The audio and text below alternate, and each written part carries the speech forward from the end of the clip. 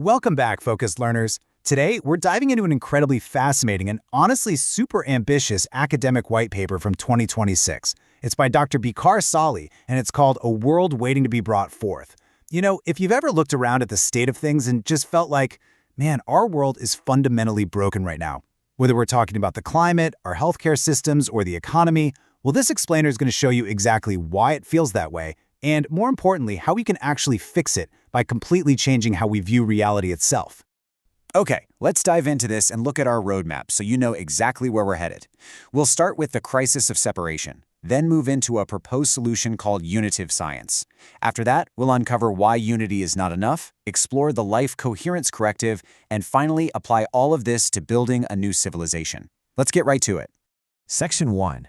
The crisis of separation and the root of our predicament. Right now, we are living through a massive convergence of emergencies, right? Climate destabilization, chronic illness, massive inequality. Normally, we treat these as totally separate policy issues, but Dr. Sahely argues they're actually symptoms of a much deeper disorder. They stem from a fundamental separation in how we organize the world. We separate the economy from ecology, health from social conditions, and institutional success from the actual well-being of the people affected. This beautiful cover art really sets the stage perfectly for us. It illustrates an aspirational world where human institutions, our built environment, and deep ecological roots are profoundly intertwined.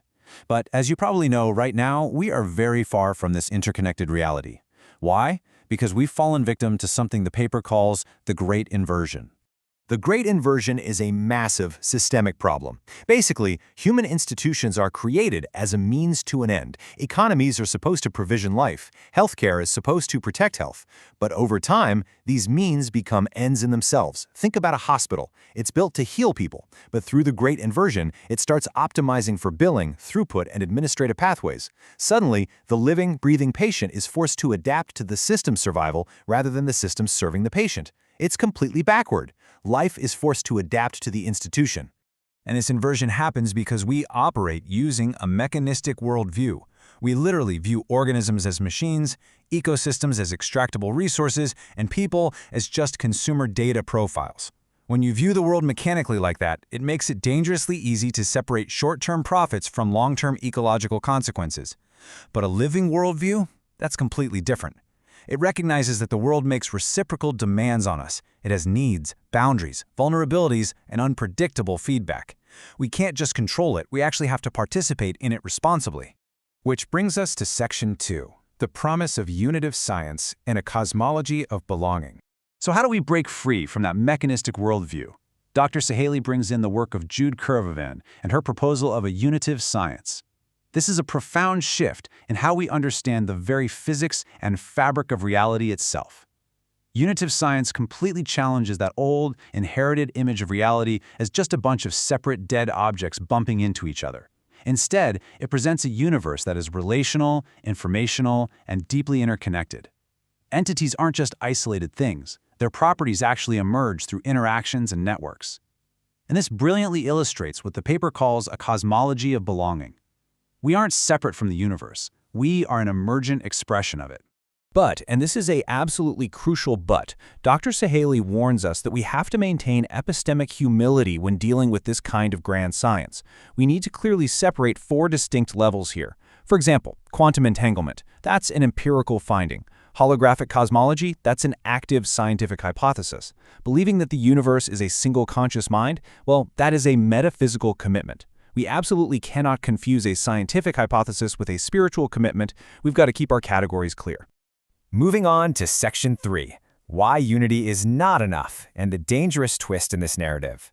So, unitive science sounds perfect, right? We're all connected, everything is one.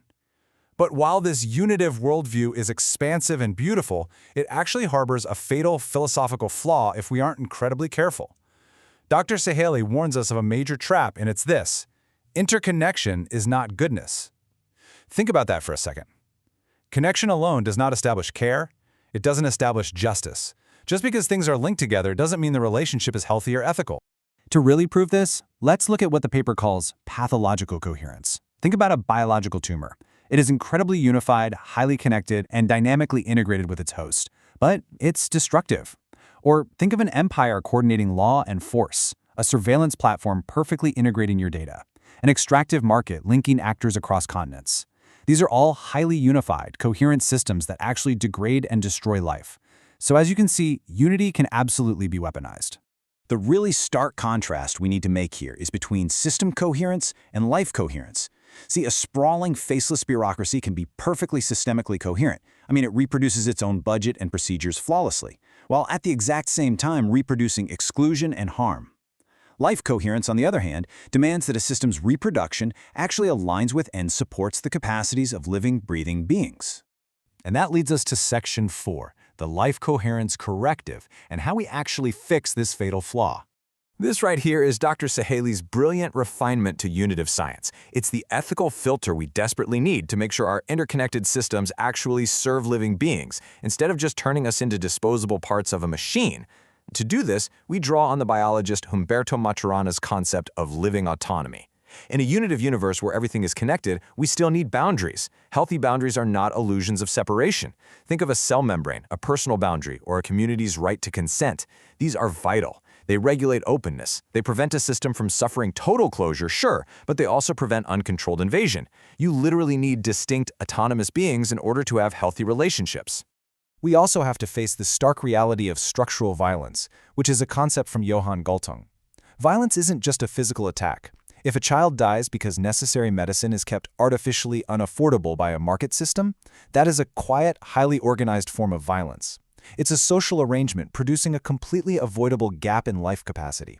A unitive worldview totally fails if it just asks oppressed people to, transcend their division, without actually fixing the structural violence that's denying them water, food, or medicine. Now, what's really interesting about this next slide is that it gives us a complete civilizational grammar. This flowchart from Dr. Sahely's paper shows exactly how we get from a grand theory of reality all the way down to everyday actions. It beautifully synthesizes everything we've talked about so far. Let's break down how this builds step by step. First, we acknowledge a unitive reality. We are interdependent. Second, we respect living autonomy. We are distinct beings with boundaries. Third, we establish life-coherent value, meaning we judge things by how they impact life capacity. And fourth, we engage in civilizational praxis. We build corrigible institutions. Now, what does corrigible mean? It means institutions that can actually hear feedback from the people they're harming and then change their behavior. We build a civil commons, like public healthcare and open knowledge. Finally, Section 5, building a new civilization and reorganizing our world. So how does this life coherence framework actually transform our everyday world? It's not just some abstract philosophy, it's a highly practical lens.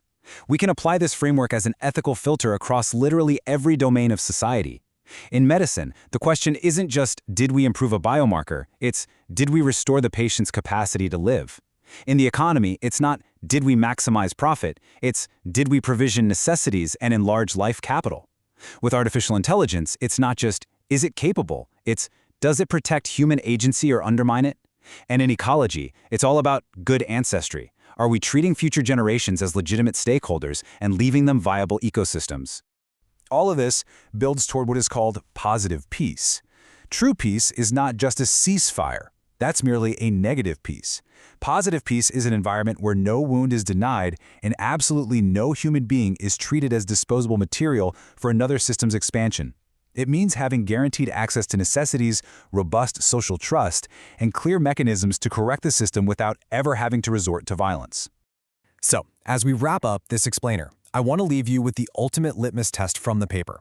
I challenge you to apply this provocative ethical filter to the relationships, the technologies, and the institutions in your own life right now.